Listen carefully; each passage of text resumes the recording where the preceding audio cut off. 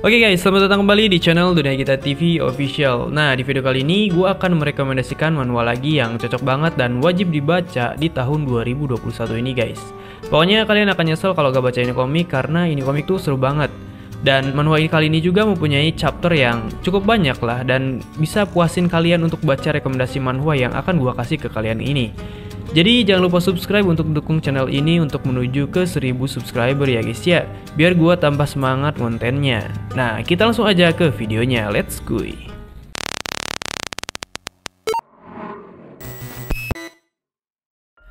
Oke, dalam manual kali ini bertemakan dengan main karakter yang mempunyai kekuatan spesialisasi di sihir atau magician guys. Nah, di rekomendasi manhwa yang pertama kali ini ada manhwa yang berjudul The Dark Magician Transmigrate After 66,666. Ya intinya pokoknya setelah 66.666 tahun guys. Jadi dalam manual kali ini itu menceritakan tentang seorang penyihir yang bernama Jamie Welton. Seorang anak bangsawan yang dahulu di kehidupan sebelumnya bernama Diablo Volvir. Karena waktu dahulu dia hampir bisa mengalahkan 12 dewa dengan tangannya sendiri, tapi karena kekuatannya itu belum cukup sempurna dan akhirnya dia dikalahkan dan disegel jiwanya selama 66.666 tahun dan dilahirkan kembali ke dunia sebagai anak dari seorang bangsawan kerajaan Baron Welton. Nah, dari sini kita bisa melihat bahwa si Jamie ini yang dulunya Diablo Volvir ini memiliki keinginan untuk memusnahkan para dewa yang menurutnya sangat arogan karena menganggap manusia itu sebagai parasit yang mengganggu. Dan untuk itu semua, dia mulai berlatih tentang sihirnya kembali sehingga dia bisa menjadi lebih kuat lagi untuk mengalahkan 12 dewa. Karena setelah jiwanya disegel dan dilahirkan kembali, itu membuat dirinya menjadi lemah. Dan selama 9 tahun terakhir dia hidup di dunia ini, dia terus berlatih sihir hingga ke tingkat dimana dia ditakuti oleh penyihir bintang 7, yang mana penyihir bintang 7 di dunia ini sudah dikategorikan sebagai penyihir yang agung gitu. Dan jalan dari si Jamie ini untuk bisa menjadi lebih kuat masih panjang gitu guys. Nah, dan yang menariknya di sini si Jamie selalu bertingkah menggemaskan di hadapan keluarganya dan menjadi dingin di hadapan musuhnya. Yang mana bertingkah lucu menurut si Jamie ini menjadi seperti siksaan karena dia ditempatkan di keluarga yang penuh kasih sayang. Dibandingkan dengan dahulu, dia menjadi seorang yang ditakuti oleh banyak orang dan marah bahaya gitu. So, jadi menurut gua manual yang satu ini sangat menarik buat dibaca karena selain dia OP, dia juga harus bertingkah layaknya anak seusianya untuk tidak menimbulkan kecurigaan di keluarganya bahwa dia sebenarnya adalah orang yang direinkarnasikan. Namun tidak menutup kemungkinan juga bahwa identitas sebenarnya itu akan terungkap di masa yang akan datang gitu. Nah, manual ini juga menurut gua sangat mirip dengan The Beginning After the End, tapi entah apakah ini akan lebih baik atau tidak dari The Beginning After the End, kita nantikan saja guys. Dan manual ini baru memiliki 13 chapter sampai video ini dibuat, dan untuk situs baca komik yang gua rekomendasikan terdapat di banyak web lah ya, seperti bacakomik.co, komikindo.id, komikcast.com, komiko.id, manhwaindo.id, dan lain-lain. Yang menurut kalian bagus aja webnya untuk baca versi Indonesia.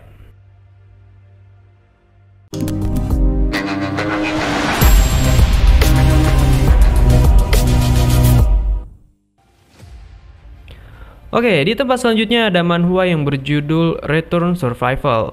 Nah, dalam manhwa kali ini menceritakan tentang sang karakter utama yang bernama Yohansu. Nah, dalam manhwa kali ini bercerita tentang dunia yang telah berubah menjadi kiamat dikarenakan para zombie yang menyerang umat manusia. Dan sang karakter utama ini berhasil bertahan kurang lebih selama 3 tahun dengan berpindah-pindah tim yang selamat gitu selama 3 tahun itu. Tapi pada akhirnya keserakahan dan keegoisan manusialah yang menyebabkan semuanya menjadi kacau balau. Saat ini dia sudah terdesak dan timnya hancur oleh pasukan zombie dan hanya menyisakan dia seorang di tengah-tengah kumpulan para zombie. Dan akhirnya dia dimakan oleh para zombie yang lapar. Tapi ketika dia mati, dia malah tersadar dari tidurnya. Dan entah ini hanya mimpi atau yang menunjukkan masa depan, atau memang dia kembali lagi ke masa lalu setelah mati. Dan dari sini si Yohansu ini mulai mempersiapkan semuanya untuk bisa bertahan saat pandemik itu terjadi. Seperti membeli rumah yang jauh dari pemukiman, serta membeli persediaan makanan yang sangat banyak untuk dikonsumsi di rumah yang tahan akan zombie. Serta membeli berbagai senjata juga yang akan dia gunakan untuk melawan para zombie. Dan si John ini memperkirakan bahwa badai zombie ini akan muncul setelah 6 bulan lagi, tetapi pandemik ini muncul 4 bulan lebih awal dari yang dia perkirakan setelah melalui masa lalu atau mimpi yang telah dialami gitu. Dan di sini dia bertekad untuk bertahan dengan apapun caranya, dan dia akan berhasil dalam kesempatan kedua kali ini. Dan untuk jumlah chapter dari manhwa ini sendiri sudah memiliki lebih dari 70 chapter, atau lebih tepatnya 72 chapter sejak video ini rilis. Dan untuk tempat baca komiknya sama seperti yang gua rekomendasikan di nomor ke-1 untuk versi bahasa Indonesianya, yaitu di bacakomik.co, komikino.id, komikas.com, komiko.id, dan manhwaindo.id. Ya, menurut gua itu yang paling bagus, dan terserah sih sebenarnya menurut kalian yang paling bagus webnya di mana, dan kalian bisa komentar di bawah web apa aja yang komiknya itu terupdate gitu, biar gua tahu di mana letak web yang bagus untuk baca.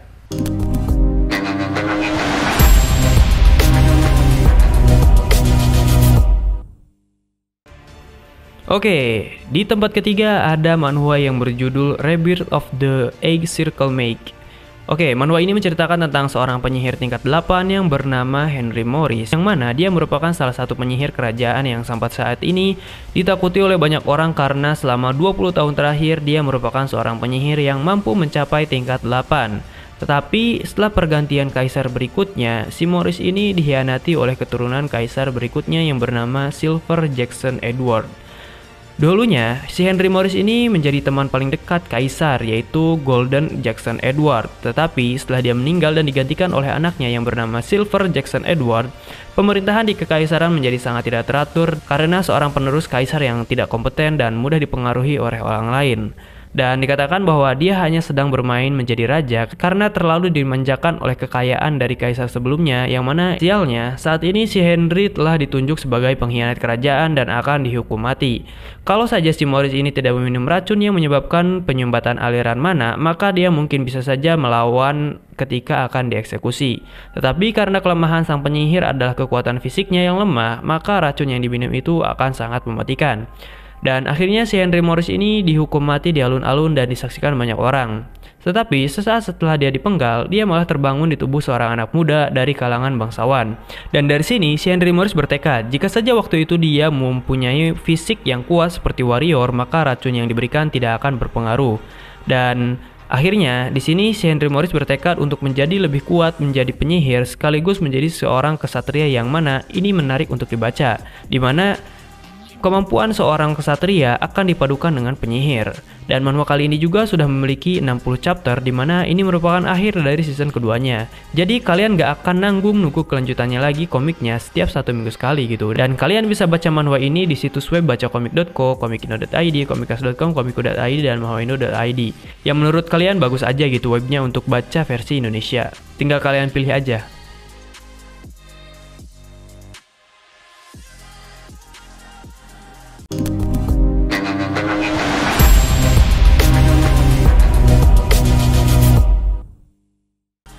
Oke, di tempat keempat ada manhwa yang berjudul Ranker's Return versi remake gitu. Oke, rekomendasi manhwa yang satu ini adalah manhwa yang diperbarui atau di remake yang berjudul Ranker's Return. Nah, ini cukup menarik karena setelah di remake, manhwa yang satu ini menjadi cukup booming di kalangan pecinta komik ya guys ya. Karena selain gambarnya yang sudah keren, jalan ceritanya pun menjadi sangat menarik juga. Dimana manhwa ini menceritakan tentang seorang pro player virtual reality yang bernama Millie God. Dia adalah player yang menduduki peringkat 1 dunia, di mana dia sangat terkenal dan sangat kuat. Dia juga menjadi ranking 1 dalam urutan petarung Colosseum yang tidak pernah kalah. Dan nomor 1 juga dalam total level karakter, atau bisa disebut juga sebagai player world record yang tidak pernah terjadi sebelumnya. Namun, karena dia sudah menjadi kaya dari perusahaan ayahnya dan merasa tidak ingin membuang-buang waktu lagi untuk bermain game virtual reality ini, dia ingin fokus pada dunia nyata saja. Yang akhirnya dia menghapus akun Millie God ini. Yang mana ini menggemparkan dunia karena dia tiba-tiba menghilang dan menghapus akunnya. Bukan malah menjual akun tersebut, dia malah menghapusnya gitu. Akan sangat disayangkan banget gitu, padahal kalau dijual bisa mendapatkan uang yang banyak banget gitu. Dan 2 tahun telah berlalu setelah dia menyelesaikan wajib militernya, si karakter utama yang bernama Kang Hyun Woo ini di dunia nyatanya ini mengalami nasib yang menyedihkan, di mana ayahnya itu jatuh sakit dan perusahaan ayahnya bangkrut untuk mengobati biaya ayahnya dan terlilit hutang. Dan ini berdampak pada kehidupan si Hyunwoo, jadi dia harus menjadi pegawai minimarket biasa untuk bisa memenuhi kebutuhan hidupnya, dan dia dibayar sebanyak $8,90 per jamnya, atau kalau dirupiahkan kurang lebih 100.000 lah. Itu udah lumayan banyak banget sih kalau di Indonesia ya. Dan dia bisa mendengar bahwa arena saat ini menjadi sangat ramai diperbincangkan dan dapat menghasilkan uang banyak. Kemudian si Hyunwoo ini pun mulai mengetahui fakta lain bahwa ayahnya yang sakit dan terlilit banyak hutang itu dikarenakan pengkhianat dari salah satu bawahan ayahnya, yang mana ini membuat si Hyunwoo ini geram dan marah. Kemudian si Hyunwoo memutuskan kembali ke arena dengan menggunakan nama Meligod kembali untuk membalaskan dendam kepada anak dari si pengkhianat itu atas apa yang terjadi ke ayahnya, yang mana ini sangat seru untuk menantikan keseruan manhwa ini, di mana mantan top ranker ranking 1 kembali lagi ke arena, di mana dia sudah mengetahui cara farming dan leveling yang cepat dan efisien, kemudian menaklukkan misi yang belum pernah dilakukan oleh player lain sebelumnya. Dan gimana sih kelanjutan ceritanya? Kalian bisa baca aja manhwa yang satu ini, dan manhwa ini sudah memiliki 24 chapter untuk versi bahasa Indonesianya. Oke, kemudian kalian bisa baca manhwa ini di situs web Komik Baca Indo versi Indonesia di bacakomik.co, komikono.id, komikas.com, komiko.id, dan manhwaindo.id yang menurut kalian bagus aja webnya untuk dibaca gitu. Dan itu adalah saran-saran dari gua aja sih. Sebenarnya masih banyak lagi web-web yang menyediakan komik-komik yang bagus gitu dan terupdate gitu. Cuman yang gua tahu sih beberapa web yang gua rekomendasikan itu yang paling cepat update-nya gitu. Entah, kalau misalkan kalian punya rekomendasi yang lain silahkan kalian komen di bawah.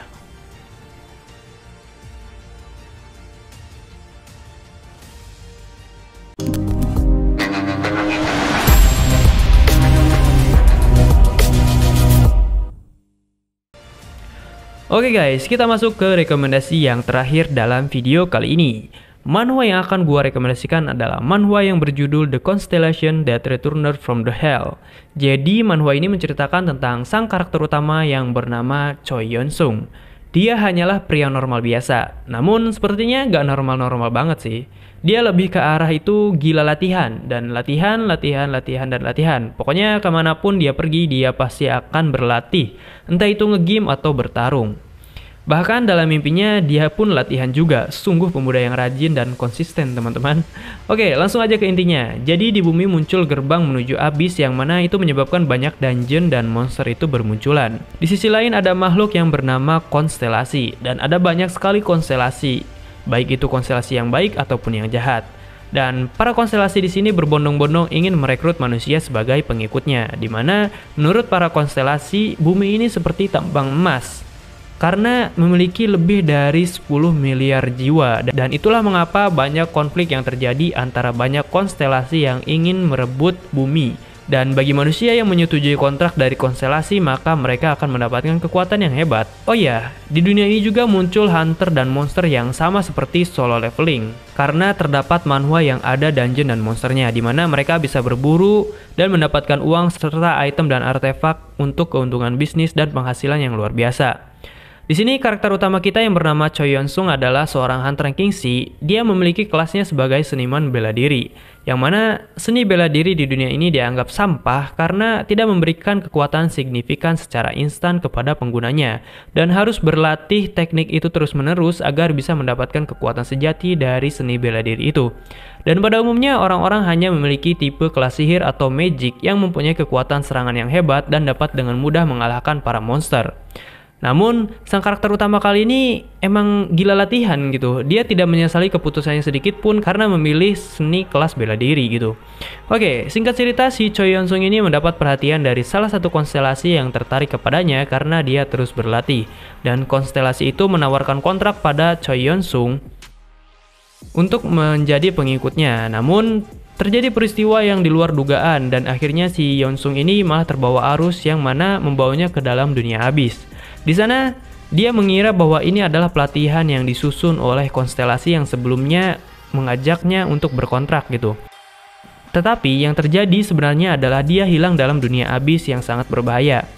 Oke, singkatnya si Choi Yeon-sung ini berlatih tiap hari dan mengalahkan monster kuat selama ratusan hingga ribuan tahun. Oh iya, for your information, bahwa di dunia abyss ini aliran waktunya lebih lambat daripada di bumi ya guys ya. Jadi mau berapa ratus bahkan ribuan tahun pun, kalau dibandingkan di bumi itu aliran waktunya lebih lambat gitu. Jadi dia gak akan ketinggalan beberapa ratus generasi di buminya gitu. Dan akhirnya si Choi Yeon-sung ini mendapat julukan sebagai konstelasi Undefeated Training Master atau master pelatihan yang tidak pernah kalah. Gimana kelanjutannya saat dia menjadi manusia sekaligus konstelasi terkuat yang akan kembali ke bumi di mana para hunter ranking S dianggap yang paling kuat di bumi, sedangkan si Yonsung ini telah menjadi konstelasi gitu yang lebih kuat dari manusia manapun. Kita ikutin aja manhwa yang satu ini karena ini sangat seru banget guys, dan panjang lah kalau misalkan gua jelasin pakai kata-kata gitu tentang manhwa yang satu ini. Dan manhwa ini telah mempunyai kurang lebih 40 chapter untuk versi Indonesianya guys. Dan kalian bisa baca manhwa ini di situs web seperti biasa di bacakomik.co, komikindo.id, komikas.com, komiku.id, dan manhwaindo.id yang menurut kalian bagus aja webnya untuk baca versi Indonesia.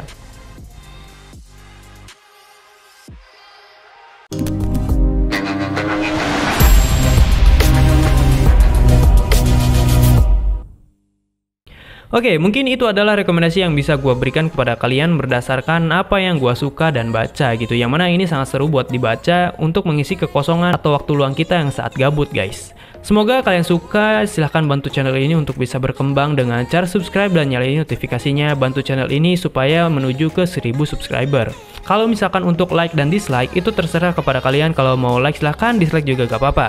Yang penting jangan lupa komen di bawah untuk memberikan gua semangat dalam berkarya gitu. Dan kasih saran gua konten seperti apa lagi yang akan gua buat untuk kalian. Di sini gua udah memiliki beberapa konsep konten yang akan gua bahas di masa yang akan datang. Jadi tungguin aja guys. Semoga kalian suka sih. Thanks banget udah nonton video ini dan maaf banget kalau misalkan update-nya lama. Tetapi gua harap kalian tetap enjoy dengan video yang gua buat kali ini dan see you next video.